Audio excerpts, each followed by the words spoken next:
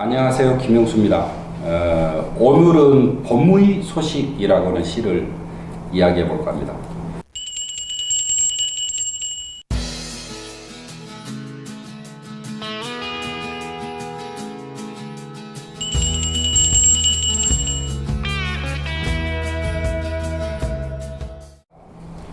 봄의 소식. 마을 사람들은 되나 안 되나 쑥덕거렸다. 봄은 발병 났다 크니 봄은 위도가다 크니. 눈이 희동그레진 수소문에 의하면 봄은 먼 바닷가의 갓 상륙에서 동백꽃 산모퉁이에 잠시 쉬고 있는 중이라는 말도 있었다. 그렇지만 봄은 맞아 죽었다는 말도 있었다. 광증이 난 악한한테 몽둥이 맞고 선지피 흘리며 거꾸로 지더라는. 마을 사람들은 되나 안 되나 쑥덕거렸다. 봄은 자살했다 크니 봄은 장사 지내버렸다 크니.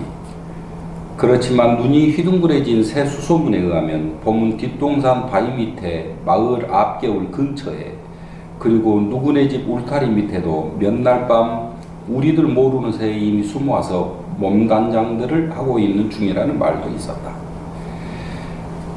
1970년 장작과 비평 고모에 실린 시인데요. 이 봄의 소식이라고 하는 시를 제가 창비에서 읽고 시가 굉장히 재밌고 저는 아주 좋더라고요. 마을 사람들은 되나 안 되나 쑥덕거렸다. 막 이제 이런 표현들이 그냥 저희 동네에서 무슨 일이 있으면은 동네에 막 주민들 막 모여가지고 어떤 날은 식전에 모여가지고 다들 아침밥을 못 먹고 막 떠들다 보니까 낮이 돼버리는 뭐 이제 그런 일도 있고 그래요. 하여튼 마을 사람들, 마을 공동체 풍경이 꽤 살아있는, 뭔가 하여튼 봄이라고 하는 걸 놓고 막 사람들이 되나 안 되나 쑥덕거렸다. 제가 신동엽의 시어들이 가지고 있는 특징을 구체의 시학이다. 이 사람은 구체적으로 어떤 낱말을 갖다가 어떤 개념을 얘기하는 게 아니라 그 개념을 담고 있는 낱말을 가져다 얘기를 하고 있기 때문에 이 봄의 소식은 이 봄이라고 하는 게 무엇이냐, 신동엽이 지금 무엇을 가리켜서 봄이라고 부르고 있느냐, 이것을 아는 게 굉장히 중요하겠죠. 사실은 이 시를 제가 신동엽 문학관에 온 뒤에 저희 문학관이 한동안 아주 썰렁했던 적이 있어요. 사람들이 전혀 오지를 않아요. 오기로 했던 사람들이 대부분이 단체 팀들이 취소를 했던 적이 있어요. 이때가 언제냐면은 세월호 이후입니다. 국민의 온 감정이 아주 비통했죠. 너무나 참담했을 거예요. 이 땅에서 산다는 게 세월호가 우리에게 줬던 풍경은 정말로 고통스러운. 저 같은 경우는 5.18을 겪었는데 5.18 겪은 이후에 가장 내상을 크게 입었던 사건이었던 것 같아요. 시 한 구절씩 이제 뽑아가지고 이렇게 문학관 앞에다가 걸어놓기를 자주 합니다. 그때 제가 제일 많이 떠올리고 했던 시가 봄의 소식이어서 마을 사람들은 되나 안 되나 쑥덕거렸다. 봄은 발병 났다거니 봄은 위독하다거니 이것을 갖다 걸었던 기억이 납니다. 이 봄의 소식을 신동엽 시인은 마치 이제 그때 제가 읽을 때는 마치 세월호 겪고 난 뭐 이제 그런 느낌이었는데, 신동엽 시인은 구체적으로 어떤 것을 겪고 나서 어떤 걸 지금 봄이라고 부르면서 지금 이야기를 했을까? 지금 봄, 여름, 가을, 겨울에 그냥 단순 봄은 아니거든요. 왜냐하면은 광증이 난 악한한테 몽둥이 맞고 선지피 흘리며 거꾸러지더라는. 지금 이제 이런 표현들은 봄, 여름, 가을, 겨울 자연의 계절로서 봄이 아니잖아요. 봄은 자살했다 커니 봄은 장사 지내버렸다 커니. 지금 그런 표현들도 그러죠. 제가 신동엽의 일기를 읽다가 이것을 발견했어요. 이때가 언제냐면 제가 일기를 또 한번 읽어볼게요. 1953년 3월 20일자 일기입니다. 신동엽 시인이 일기에 써놨던 것을 조금씩 몇 자 고쳐서 다시 시로 쓴 게 몇 편이 되거든요. 근데 지금 이 작품은 거의 안 고치고 일기가 그대로 시가 됐어요. 마을 사람들은 되나 안 되나 쑥덕거렸다. 봄이 발병 났다 크니 봄이 위독하다커니, 지금 봄은 발병났다커니 봄은 위독하다커니가 일기에는 봄이 발병났다커니 봄이 위독하다커니 이것만 달라져 있어요. 눈이 희둥그레진 수소문에 의하면 봄은 먼 남쪽 바닷가의 갓 상륙에서 동백꽃 산모퉁이에 잠시 쉬고 있는 중이라는 말도 있었다. 지금 일기로 이렇게 딱 쓴 게 얼마나 정돈이 잘 됐으면 시로 옮길 때 별로 이렇게 고칠 데가 없었을까요? 그렇지만 봄은 맞아 죽었다는 말도 있었다. 분이 난 악한한테 몽둥이 맞고 선지피 흘리며 거꾸로 지더라는. 마을 사람들은 되나 안 되나 쑥덕거렸다. 봄은 자살했다커니 봄은 장사 지내버렸다커니. 그렇지만 눈이 희둥그레진 수소문에 의하면 봄은 뒷동산 바위 밑에 마을 앞 개울 근처에 그리고 누구네 집 울타리 밑에도 몇 날 밤 우리들 모르는 새에 이미 숨어와서 몸단장들을 하고 있는 중이라는 말도 있었다. 여기서 좀 재밌는 것 중에 하나가 발병났다커니 이도가다커니 그 사투리 생각나지 않으세요? 경상도 사투리가 생각나잖아요. 신동엽 씨는 충청도 사람이잖아요. 지금 충청도 어법이 아니죠. 1953년 3월 20일에 쓴 일기인데 이 일기 뒤에다가 뭐라고 써놨냐면 다대포 바닷가에서 이렇게 써놨어요. 신동엽 시인이 다니던 전시연합대학, 당국대학교가 전시연합대학에 속해 있는데 왜 전시연합대학이라고 부르냐면은 6개 대학이 피난을 갔어요. 부산으로. 한 건물에서 6개 대학이 같이 공부를 한 거예요. 이게 이 6개 대학을 전시연합대학이라고 부릅니다. 아마 그 시절에 썼던 일기였던 것 같아요. 이 지금 신동엽이 여기서 말하는 봄이 무엇인가를 제가 신동엽 다른 시를 읽다가 이거였구나 하고 깨달았어요.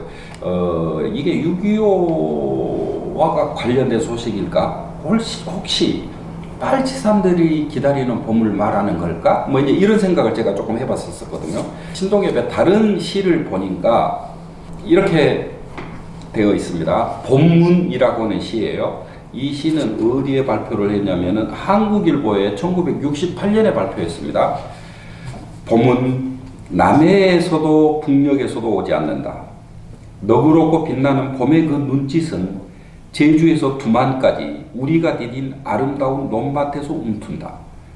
겨울은 바다와 대륙 밖에서 그 매운 눈보라 몰고 왔지만 이제 올 너그러운 봄은 삼천리 마을마다 우리들 가슴 속에서 움트리라. 움터서 강산을 덮은 그 미우무 새부치들 눈 녹이듯 흐물흐물 녹여버리겠지. 이 본문을 읽어보면은 뭔가 지금 구원의 빛을 이야기를 해요. 지금 이 본문 보면은 남해에서도 북녘에서도 오지 않는다고 그랬어요. 그러면은 일본에서도 중국에서도 오지 않는다 그 말이에요. 너그럽고 빛나는 봄, 이 봄하고 대립되는 겨울, 그러니까 지금 이 겨울이 길고 지겹기 때문에 이 겨울을 극복할 힘이 어디에서 올 것인가 라고 지금 하는 것을 봄문이라고 하는 시에서는 얘기를 하고 있는데 이 겨울을 가져온 거는 겨울은 바다와 대륙 밖에서 바다 밖에 대륙 밖에서 그 매운 눈보라 몰고 왔어요. 미국과 소련을 얘기를 하죠. 그 매운 눈보라 몰고 왔지만 이제 올 너그러운 봄은 삼천리 마을마다 우리들 가슴 속에서 움트리라. 움터서 강산을 덮은 그 미우무 새부치들 눈 녹이듯 흐물흐물 녹여버리겠지. 바깥에서 알맹이만 남고 껍데기는 갈아 했을 때 이 껍데기들 아무리 훌륭한 사상을 가지고 있는 것처럼 보여도 구원의 힘은 그곳에서 나오는 것이 아니다. 우리 안에서 생겨나는 것이다. 제가 신동엽 읽을 때 자주 이 신동엽에게서 느껴지는 것 중에 하나가 어떤 거냐면은 나무 한 그루가 이렇게 자라요. 이렇게 자라서 가지를 뻗을 때 바람과 햇살이 다 작용하죠. 나무 가지를 바람과 햇살이 끄집어내는 것인가? 아니면 나무 안에서 뿌리로부터 올라오는 자기 생명의 분출에 의해서 가지가 뻗어나오는 것인가? 신동엽은 후자라고 하는 생각을 확실하게 가장 중요한 것은 후자다. 그 생각을 아주 확고하게 가지고 있는 사람에 속합니다. 그래서 알맹이에 대해서 아주 깊이 천착을 하고 있어요. 이 본문을 읽어보면은 지금 신동엽의 봄이 어떤 것을 이야기하는지가 조금 이제 분명해지는데, 아주 재미있는 것 중에 하나가, 제가 그것을 인터넷에서 찾아가지고 지금 프린트를 해왔어요. 봄의 소식은 한마디로 말해서 발바닥들의 이야기고, 그 다음에 거기서 말하는 봄이라고 하는 것은 이 발바닥들을 구원하는 힘이 어디서 오는 것인가, 지금 이제 그걸 얘기를 하는데, 이 신동엽 시인에게 영향을 받은, 제 생각에 신동엽을 아주 깊이 읽고 거기에 영향을 받은 대표적인 분이, 제가 이제 문익환 목사님을 얘기를 했어요. 그 다음으로 김지아 시인도 굉장히 신동엽에게 영감을 얻은 게 많아 보입니다. 그 다음에 아주 중요한 그 시인 한 사람이 있어요. 이성부 시인이 신동엽 시인에게 영향을 받은 바가 아주 커요. 이성부 시인이 신동엽 시인에게 영향을 받은 본류에 대해서는 제가 다시 시간을 내서 이야기를 하겠고요. 오늘은 이성부의 봄이라고 하는 시를 제가 한번 읽어볼게요. 지금 신동엽의 봄의 소식, 신동엽의 봄문, 그 다음에 이성부의 봄, 이것이 같은 것이라는 생각에서 제가 지금 이 시를 읽어보는 겁니다. 기다리지 않아도 오고 기다림마저 잃었을 때에도 너는 온다. 어디 뻘밭 구석이거나 썩은 물 웅덩이 같은 데를 기웃거리다가 한눈 좀 팔고 싸움도 한판 하고 지쳐 나자빠져 있다가 다급한 사연 듣고 달려간 바람이 흔들어 깨우면 눈 부비며 너는 더디게 온다. 더디게 마침내 올 곳이 온다. 너를 보면 눈부셔 일어나 맞이할 수가 없다. 입을 열어 외치지만 소리는 굳어 나는 아무것도 미리 알릴 수가 없다. 가까스로 두 팔을 벌려 껴안아보는 너 먼 데서 이기고 돌아온 사람아. 이 이성부의 봄을 보면서 껍데기가 가고 알맹이만 남았다, 이런 생각을 하실 분들은 우선 많지가 않을 것 같아요.